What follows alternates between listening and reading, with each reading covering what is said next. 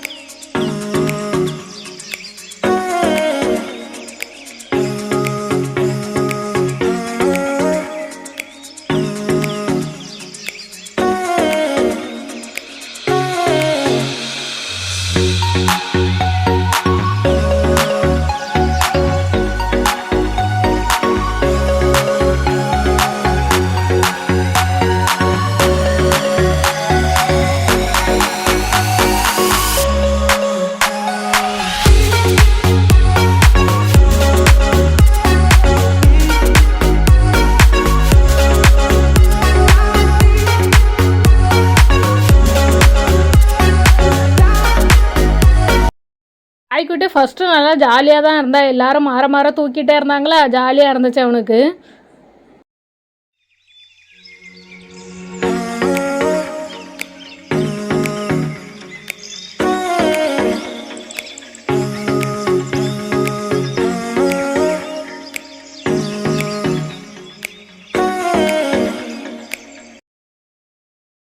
இந்த கேக்கு பார்த்திங்கன்னா என் ஹஸ்பண்டோட ஃப்ரெண்டு அவங்க கேக் ஷாப் வச்சுருக்காங்க. அவங்ககிட்ட தான் ஆர்டர் கொடுத்துருந்தோம். நல்லா சூப்பராகவே ரெடி பண்ணி கொடுத்துருந்தாங்க. நாங்கள் எதிர்பார்த்தபடி நல்லா அழகாகவே வந்துருந்துச்சு கேக்கு.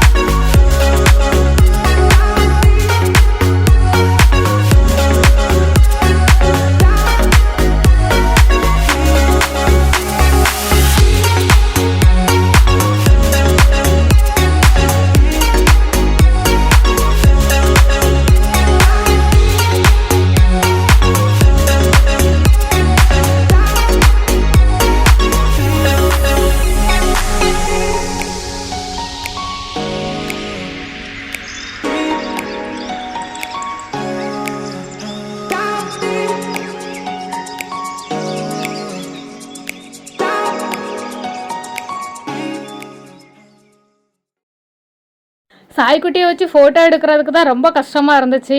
கேக்கை தள்ளி போடுறது இதே தான் அவனுக்கு ஒரே அதை எப்படி தள்ளி போடலாம் அப்படிங்கிறதாவே பார்த்துட்டே இருந்தான்.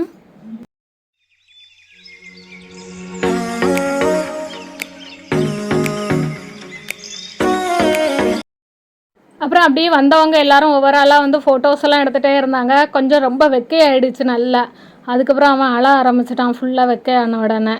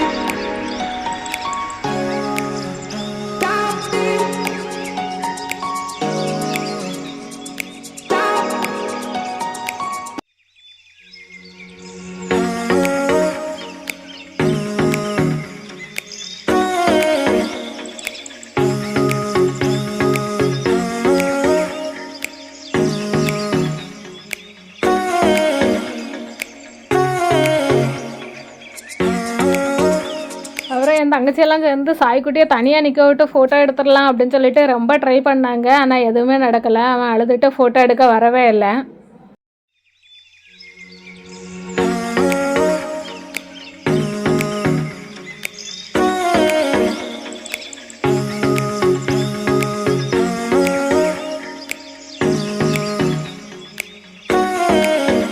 இருக்கிறது அவ்வளவுமே எங்கள் ஊர் பசங்க பிறந்த நாளுக்காண்டு சாய்க்குட்டிக்கு ஃப்ளக்ஸ் வச்சுருந்தாங்க. ஃபங்க்ஷன் முடிஞ்ச பிறகு எல்லாரும் சேர்ந்து ஒரு குரூப்பாக ஒரு ஃபோட்டோ எடுத்துக்கலாம் அப்படின்னு சொல்லிட்டு எல்லாரும் எடுத்துக்கிட்டாங்க. ஃபங்க்ஷன் ரொம்ப சூப்பராகவே அழகாகவே முடிஞ்சிச்சு.